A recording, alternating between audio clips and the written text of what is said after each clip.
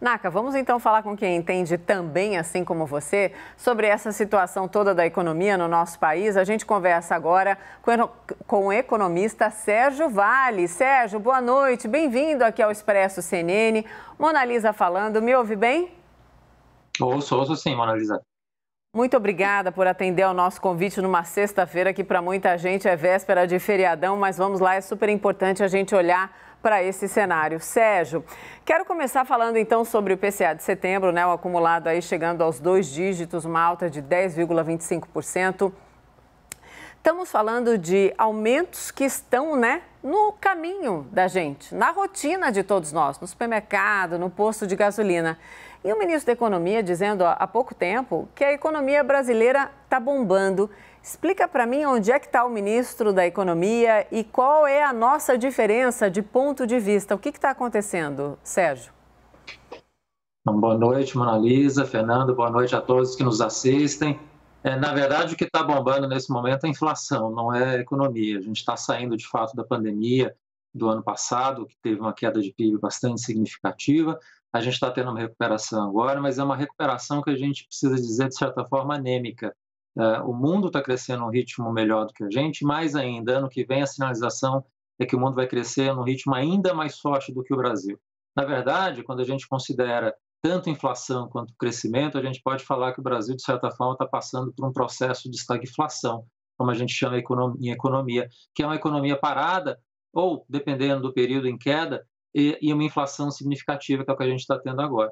Então, essa recuperação em V, de fato, a gente não está vendo acontecer. Você tem uma retomada da pandemia, mas é uma economia que está ainda muito fraca, com uma recuperação muito lenta e acompanhada dessa inflação significativa que a gente está tendo agora e que, infelizmente, olhando para frente, ela vai ceder muito pouco. A inflação ainda no que vem vai estar num patamar ainda muito elevado.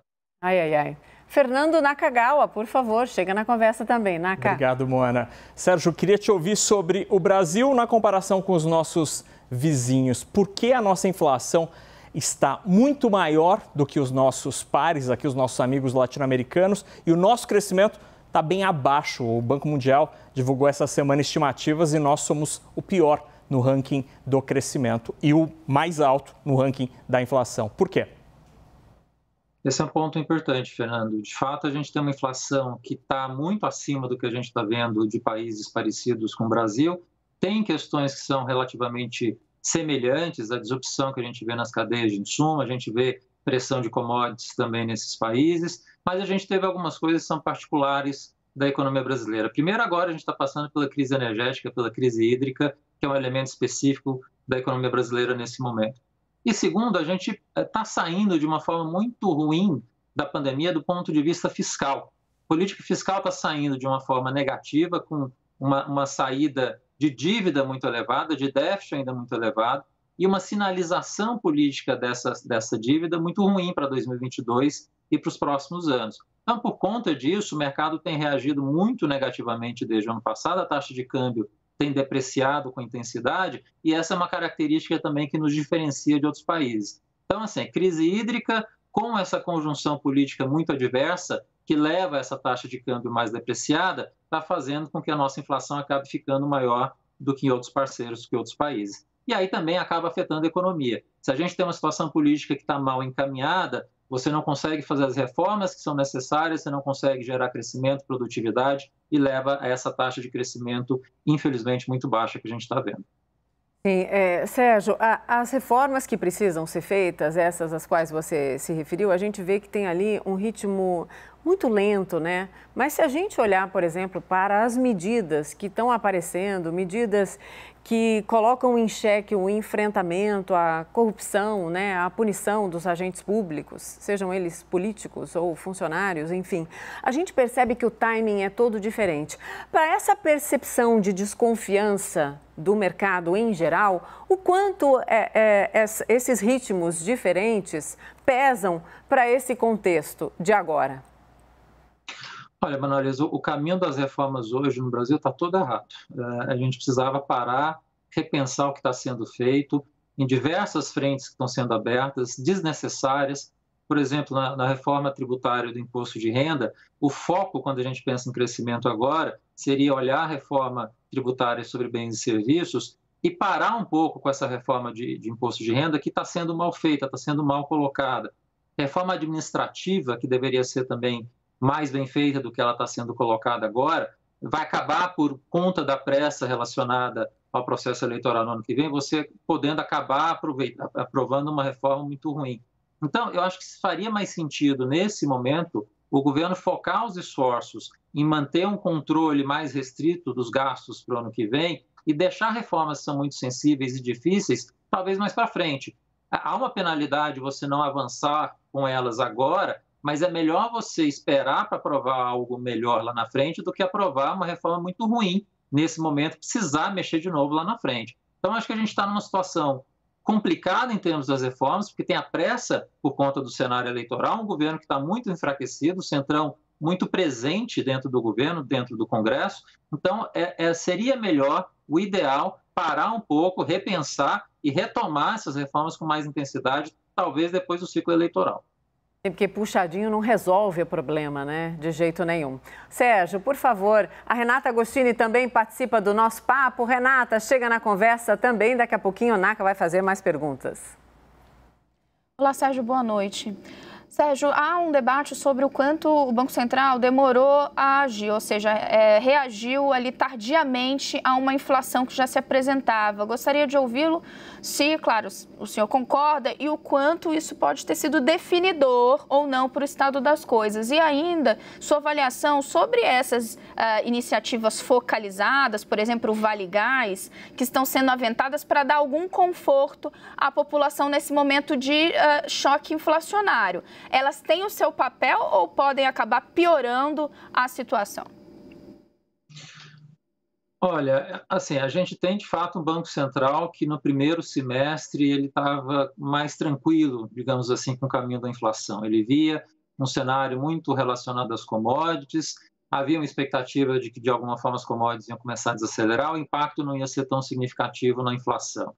E o Banco Central foi pego, de certa forma, no contrapé com esse discurso, teve que mudar a tendência do que ele estava apresentando e radicalizar, de certa forma, em relação ao seu comportamento que estava vindo anteriormente, né? Então, assim, estava, de fato, um pouco atrás da curva, como a gente fala no jargão em economia, no jargão de mercado.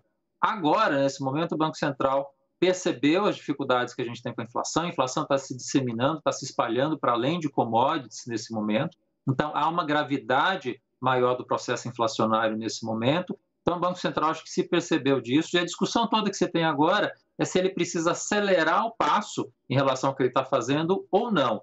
Talvez por conta das commodities, algumas commodities estão começando a desacelerar agora, faz sentido o Banco Central seguir no ritmo que ele está fazendo, uma alta de 1 ponto percentual em cada reunião e eventualmente terminar ali entre 8,5% e 9% no começo do ano que vem. Está caminhando para isso. Mas eu acho que agora o Banco Central seguiu o caminho de fato.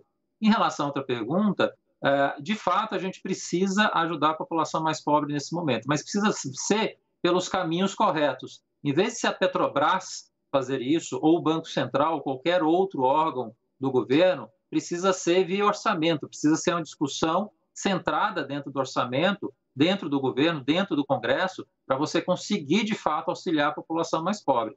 Política fiscal serve para isso. Ela existe justamente para esses momentos de crise que a gente está passando, para ser utilizado para ajudar a população a mitigar essa situação complicada que ela está passando.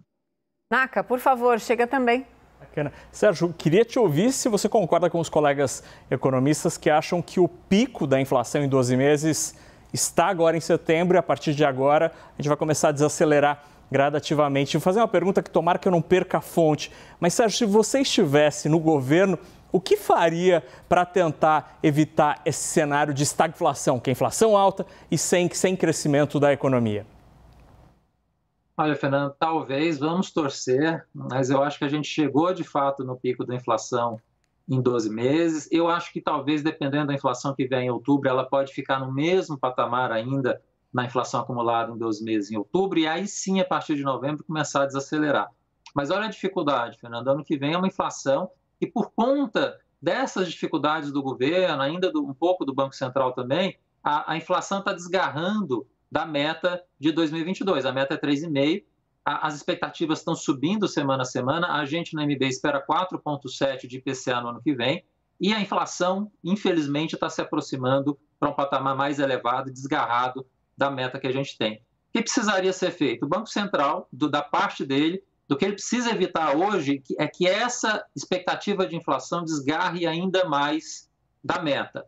Ele está sozinho, não tem política fiscal ajudando. E aí entra outra parte da sua pergunta, Fernanda. Além do Banco Central estar fazendo o trabalho que ele está fazendo agora, precisaria ter o governo agindo de uma forma equilibrada em relação à política econômica e sinalizando algumas poucas reformas que poderiam ser feitas para conseguir tranquilizar o mercado, sinalizar com isso uma apreciação da taxa de câmbio, um controle fiscal no final melhor, e você conseguiria com isso sinalizar uma possibilidade de retomada um pouco melhor no ano que vem.